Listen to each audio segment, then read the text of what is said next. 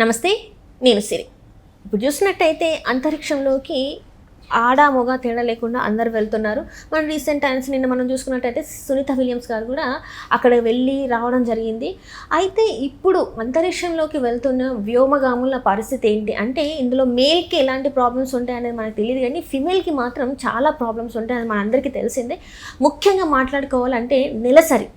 మరి అంతరిక్షంలోకి వెళ్ళే ఈ వ్యోమగాముల నెలసరి పరిస్థితి ఏంటి, అసలు వీళ్ళకి మరి నెలసరి వస్తుందా రాదా, అసలు ఎలాంటి ప్రికాషన్స్ తీసుకుంటారు, మరి అక్కడికి వెళ్ళిన తర్వాత వాళ్ళ శానిటరీ ఎలా ఉంటుంది ఏంటి అనేది చాలా మందిలో మెదిలో ఒక క్వశ్చన్.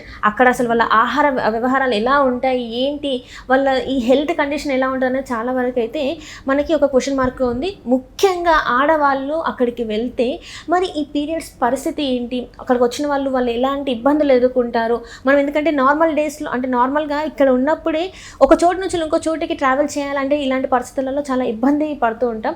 మరి నెలసరి అంతరిక్షంలో ఎలా ఉంటుంది ఏంటి ఆడవాళ్ళకి, మరి దీన్ని అడ్డు పెట్టుకొని కూడా చాలామంది ఆడవాళ్ళు అంతరిక్షానికి వెళ్ళాలనే కళలు కూడా పక్కన పెడుతున్నట్టు మరి తెలుస్తుంది. సో దీన్ని స్పందించడానికి మనతో పాటు ఉన్నారు ప్రముఖ సీనియర్ జర్నలిస్ట్ డాక్టర్ దుర్గవరమణి గారు. నమస్కారం మేడం. నమస్తే అండి. మనం ఈరోజు టాపిక్ నేను మాట్లాడేది ఏంటంటే, ఇప్పుడు మనం పాలిటిక్స్ గురించి మాట్లాడుతూ ఉంటాం. చాలా వరకు ఏంటంటే మహిళల్లో చాలామంది చాలా కళలు కంటూ ఉంటారు, కానీ ఆ కళలు కనడం వరకే ఆగిపోతుంది. వాటిని సాధ్యం చేసుకోవాలంటే చాలా వరకు చాలా ఎలిమెంట్స్ అడ్డొస్తూ ఉంటాయి. ముఖ్యంగా చెప్పాలి అంటే ఈ అంతరిక్షంలోకి వెళ్ళే ఆస్ట్రోనాట్స్ ఎవరైతే ఫిమేల్ ఉంటారో వాళ్ళకి ఏంటంటే ఈ నెలసరి అనేది చాలా వరకు అడ్డొస్తుంది. దానివల్ల వాళ్ళ కళని పక్కకు పెట్టేస్తున్నారని చెప్పేసి ఒక వార్త వినిపిస్తుంది. నిన్న మనం చూసుకున్నట్టయితే సునీత విలియమ్స్ గారు ఎన్ని రోజులు ఉన్నారో మనం చూసాము, తను రావడం జరిగింది. అయితే ఇక్కడ క్వశ్చన్ ఏంటంటే, మరి ఇలాంటి పరిస్థితులలో వాళ్ళు అక్కడ ఎలా ఉంటారు, వాళ్ళ ఫుడ్ పరిస్థితి ఏంటి, ఈ శానిటరీ అంతా ఎలా ఉంటుంది ఏంటి అనేది కూడా ఒక క్వశ్చన్ మార్క్ ఉంది. సో దీని మీద మీ అభిప్రాయం ఏంటంటే? అంటే నా అభిప్రాయం అని కాదండి, ఇది చాలా వ్యాలిడ్ విషయం, మాట్లాడుకోవాల్సిన అంశం మనం. ఎందుకంటే మహిళలు ప్రతి చోట వివక్షకు గురవుతూ ఉన్నారు. అది శారీరకంగా కావచ్చు, మానసికంగా కావచ్చు, లేదు మేధోపరంగా కావచ్చు, వాళ్ళని చిన్నచూపు చూస్తూనే ఉన్నారు. ఈవెన్ మనం కూడా ఎదుర్కొంటూనే ఉన్నాం కదా ప్రతిరోజు ఎక్కడో ఒక చోట. అంటే నీకేం తెలుసు అనే భావన మనకి ఈ రోజుకి కూడా ఈ క్షణానికి కూడా వాళ్ళ మొహంలో ఒక ప్రశ్నార్థకం అలాగే ఉంటుంది. వీళ్ళకేం తెలుసులే, ఆడపిల్ల, నువ్వు ఒక నువ్వు దీనికి మాత్రమే నువ్వు పరిమితం అవ్వాల్సిన వంటిల్లు అంతే అంతే. ఎంత బయటకు వచ్చి మనము ఉద్యోగాలు చేస్తున్నా కూడా ఇంకా మీరు నమ్ముతారో నమ్మరో, మనం ఎంత కష్టపడి ఇప్పుడు కెమెరా ముందు ఎంత మాట్లాడినా కూడా ఈమెకి ఏం తెలుసులే అన్న కాడికి వస్తుంది. ఇది పర్సనల్గా నేను ఎదుర్కొంటున్నాను. ఇది అందరికీ ఉంటుందండి. ఈవెన్ నాకు కూడా, మీరు ఎంత చదివినా ఎంత మీరు అనుభవం సంపాదించినా ఇది ప్రతినిత్యం మనం ఎక్కడో ఒక చోట ఒక్కసారైనా ఎదుర్కొంటాం. అంటే వాళ్ళు చెప్పకపోవచ్చు పైకి, మీకు ఆ ఎక్స్ప్రెషన్లో తెలుసు, అర్థమైపోతుంది. మనకిచ్చే ప్రాధాన్యతలో కూడా అది కనిపిస్తుంది మనకి. ఎప్పుడు కూడా మీరు పురుషుల తర్వాతే తప్ప పురుషుల కంటే ముందు మిమ్మల్ని ఉంచారు. ఎక్కడ ఉంచుతారు? వాళ్ళకి అవసరం లేని చోట. లేదు, మీరు మహిళలు, ఫస్ట్ మిమ్మల్ని గౌరవించాలి అనే ఒక పదంతో మనకి కట్టిపడేయడానికి చూస్తారు. So we should not accept that. ఇంకొకటండి, మనకి ఎవడూ కూడా స్వేచ్ఛ ఎవడు ఇవ్వాల్సిన పని లేదు, స్వేచ్ఛ మనం తీసుకోవాలి. అవునా కదా? ఏదైనా సరే మనం సాధించుకోవాల్సిన పనే ఉంది, మనం అలా మలుచుకోవాలి. ఫస్ట్ థింగ్ మనం చుట్టూ ఉండే వాళ్ళకు కూడా అది నేర్పించాలి. ఇక మీరు చెప్పినట్టు ఈ అంతరిక్ష విషయానికి వచ్చేసరికి, అంతరిక్ష మహిళా వ్యోమగాములు ఎదుర్కొనే ముఖ్యమైన సమస్య నెలసరి సమస్య. ఈ నెలసరి సమస్య వల్ల వాళ్ళు గతంలో వ్యోమగాములుగా మహిళల్ని తీసుకునేవాళ్ళు కాదు, అంటే రోదసీలోకి పంపించేవాళ్ళు కాదు. దానివల్ల వివక్షకు గురయ్యారు. అప్పుడు రియా సెడాన్ అనే ఒక ఆవిడ, ఒక మహిళా వ్యోమగామి, ప్రతిదానికి ఒక ప్రత్యామ్నాయం ఉంటుంది.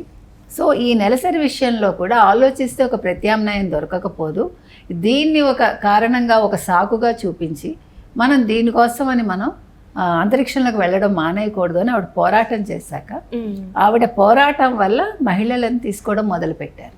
ఇప్పుడు ఏంటంటే మనకి శానిటరీ నాప్కిన్స్ అవసరం అండి. సో ఈ వ్యోమగాముల్లో శానిటరీ నాప్కిన్స్ కూడా పెడతారు. పెట్టినప్పుడు ఏమవుతుందంటే బరువు పెరుగుతుంది. సో అందుకని తేలికపాటివి, అంటే వ్యోమగాముల్లో వెళ్ళగలిగేలాగా వీటిని కూడా తయారు చేయాలి. అంటే ప్రతిదీ బరువు అనేది చాలా ముఖ్యం కదా. మీరు అంతరిక్షంలోకి వెళ్ళాలంటే ప్రతిదీ బరువు చూసుకుంటారు. అందుకని అక్కడికి వెళ్ళాక డెన్సిటీ అనేది తగ్గుతుంది కదా, ప్రతిదానికి తగ్గుతుంది. ఈ గురుత్వాకర్షణ ఉండదు కాబట్టి ఈ మనకి నెలసరి టైంలో ఈ రక్త ప్రసరణ అనేది అదే రకంగా ఉంటుందా. మామూలుగా అయితే మనకి నెలసరిలో వచ్చేది వేరు, వచ్చినప్పుడు ఏమవుతుందంటే ఇక్కడ మనకి ప్రత్యామ్నాయాలు ఉన్నాయి, మనం వాడినా కూడా పడేసేదానికి, దాన్ని మనం డిస్కార్డ్ చేయడానికి ఒక అవకాశం ఉంది. అక్కడ అలా చేయడానికి ఉందా లేదా, అదొక పెద్ద సమస్య. ఎందుకంటే అక్కడ చెత్తను పడేయడానికి ఉంది, కానీ ఇటువంటి చెత్తను అక్కడ అంటే ఈ రక్తాన్ని అక్కడ అది తీసుకుంటుందా లేదా, అదొక సమస్య. అప్పుడు అక్కడ మీకు మళ్ళీ ఏమవుతుంది, మొత్తం రోదసి అంతా అంతరిక్షం అంతా కూడా ఒక చెత్తలాగా తయారైపోతుంది. ప్లస్ భరించాలి, వాసన కూడా భరించలేం కదా. సో ఇన్ని సమస్యలు ఉండడం వల్ల ఏం చేస్తున్నారంటే మహిళలు, అంటే వ్యోమగాములు ఏం చేస్తున్నారంటే మహిళలు ఈస్ట్రోజన్ వాడడం, లేదంటే గర్భనిరోధక మాత్రలు వాడడం, ఇలాంటివి చేస్తున్నారు. దీనివల్ల మీకే సైడ్ ఎఫెక్ట్స్ రావుట. ఎందుకంటే అక్కడ కండిషన్స్ ప్రకారం మనకి ఇప్పుడు అన్నీ కూడా మారుతాయి కదా, దీనివల్ల మీకు ప్రతికూల పరిస్థితులు ఉండవు, అంటే మీకేం సైడ్ ఎఫెక్ట్స్ రావు. ఇదొక సుగుణం మనకి. తర్వాత మనకి స్పేస్ గైనకాలజిస్ట్ వర్షా జైన్ ఎవరైతే ఉన్నారో ఆవిడ చెప్పారు ఏంటంటే దీనివల్ల ఏం ప్రాబ్లం ఉండదు. అంటే అక్కడికి వెళ్ళాక మనకి సమస్యలు ఏముంటాయంటే how to change the pad. ఎందుకంటే అక్కడ వాళ్ళు క్యాప్సూల్ రూపంలో కదా, వాళ్ళు క్యాప్సూల్లో ఉంటారు.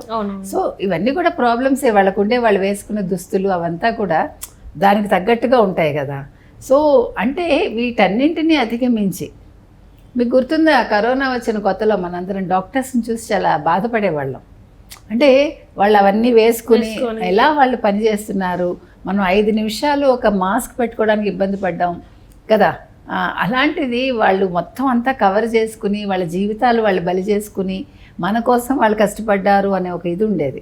అలాగే ఏదైనా ఒక కొత్త ఆవిష్కరణ జరగాలంటే ఎంతోమంది కష్టపడితేనే అవుతుంది.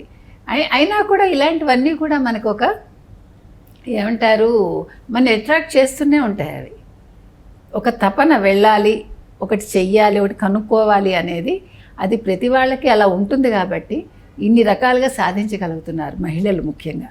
అంటే వాళ్ళు మేము దేనికి తక్కువ కాదు మగవాళ్ళతోటి, అంటే వాళ్ళతో సమానంగా మేము చేయగలం, పురుషులేం మాకంట ఇది కాదు అని ప్రతిసారి వాళ్ళు నిరూపించుకోవటానికి పోరాటాలు చేస్తున్నారు. ఇప్పుడు ఓటు హక్కు కోసం పోరాటం మొదలైందండి, వేతనాలు పెంచమని మొదలైందండి, సమాన వేతనాలు ఇమ్మని మొదలైందండి. అంటే మీరు శారీరకంగా బలహీనంగా ఉంటారు కాబట్టి మీకు వేతనాలు తక్కువ ఇస్తాం. శారీరకంగా బలహీనంగా ఉన్నా కూడా కష్టపడుతోందిగా 8 గంటల అమ్మాయి కూడా, సరే ఆమెకి ఎంత వీలైతే అంత చేస్తుంది, కానీ మీకు ఎవరు చెప్పారు తక్కువ ఇమ్మని? తను వచ్చి ఇంట్లో పని చేసుకుని, ఏమండి మనందరం కూడా మనం 2 పనులు చేస్తాం, మనం వీళ్ళు ఒక పనే చేస్తారు, బయటకు వచ్చి ఉద్యోగం ఒకటే చేస్తారు. మనం గృహ ఉద్యోగం చేస్తాము, బయట ఉద్యోగం చేస్తాము. సో మనం 2 ఉద్యోగాలు చేస్తున్నాం, కానీ మనకు ఒకటే శాలరీ, అది కూడా తక్కువ. ఇంకొకటి ఏంటంటే అవమానాలు అసలు చెప్పద్దు, అది అడుగడుగునా ఎదురవుతూనే ఉంటాయి మనకి. ఇవాళ మీరు ఇంటికి అవమానం లేకుండా వెళ్ళారంటే ఆ రోజు మీరు నక్కతోక తొక్కినట్టు. అది జరగదు. అంటే అందుకే చెప్పాను, ఆ నక్కతోక తొక్కడం అనేది ఎంత అబద్ధమో ఇది జరగకపోవడం అంత అబద్ధం అని. అది నమ్మకం కాదు, ఊరికే ఒక సేయింగ్ లాగా చెప్పటం అంతే. ఏది ఏమైనా వ్యోమగాములు, మహిళా వ్యోమగాములు ఇన్ని కష్టాలు ఎదుర్కొంటారండి. వాళ్ళకి జుట్టు కూడా ఎంత సమస్య అండి. మనం చూసాం కదా సునీత విలియమ్స్ గారి వాళ్ళు ఆ వీడియోలలో తన హెయిర్ మొత్తం అట్లా అవుతుంటే ఏం చేయలేని పరిస్థితి, వాళ్ళు చేయలేదు. కానీ అవన్నీ ఎదుర్కొని వీళ్ళు వెళ్ళారు అంటే మనకి ఒక కల్పన చావ్లా. అసలు వాళ్ళందరినీ మనం అంటే గుర్తుపెట్టుకోవాలండి. మన మహిళలు ఈ రకంగా వాళ్ళ జీవితాలు ధారపోసారు. ఈవిడ సునీత విలియమ్స్ నిన్న రావడం అనేది నిజంగా చాలా ఆనందకరమైన విషయం మనకి. ఎందుకంటే ఆవిడ వస్తారా రారని ఒక భయం ఉంటుంది మనకి, ఒక మరో కల్పన చావ్లా అయిపోతారా ఈవిడ అని. కానీ బై గాడ్స్ గ్రేస్ ఆవిడ వచ్చారు, హెల్తీగా వచ్చారు, ఆవిడ అనుభవాలు పంచుకుంటున్నారు. ఆవిడ అనుభవాల మీద మనం ఇంకోసారి మాట్లాడుకుంటాం. Right, thank you so much.